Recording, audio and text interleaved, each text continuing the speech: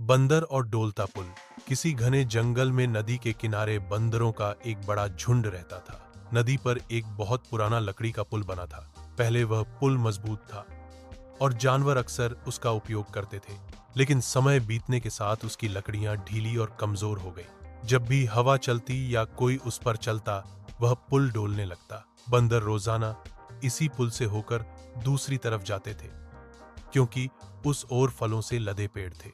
एक दिन झुंड में सबसे छोटा और समझदार बंदर ने देखा कि पुल बहुत खतरनाक हो गया है। उसने सबको चेतावनी दी, मित्रों, यह पुल अब सुरक्षित नहीं है। अगर हम सब साथ गए तो ये टूट सकता है। लेकिन झुंड का मुखिया, जो हमेशा खुद को सबसे ताकतवर और बुद्धिमान मानता था, हंसते हुए बोला, अरे, तू तो छोटा है और डरपोक भी। यह पुल हमें कई सालों से पार कराता आया है, आज भी हमें कुछ नहीं होगा।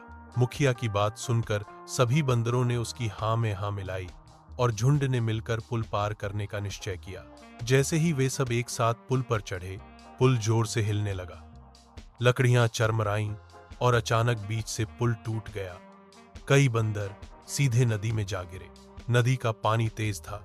कुछ बंदर तो किनारे तक पहुंच पाए, लेकिन कई बह गए। दूसरी ओर वही छोटा समझदार बंदर, जिसने सावधानी बरतते हुए पुल पर कदम नहीं रखा था, सुरक्षित खड़ा रहा। उसने दुखी होकर कहा, काश सबने मेरी बात सुनी होती तो यह दुर्घटना टल जाती। कहानी से शिक्षा। समझदार की सलाह को हमेशा ध्यान से सुनना चाहिए। छोटी बात को भी नजरअंदाज नहीं करना चाहिए, क्योंकि सावधानी ही सबसे बड़ी सुरक्षा है। ऐसी ही अद्भुत कहानियां रोज सुनने के लिए हमारे चैनल को लाइक और सब्सक्राइब करें।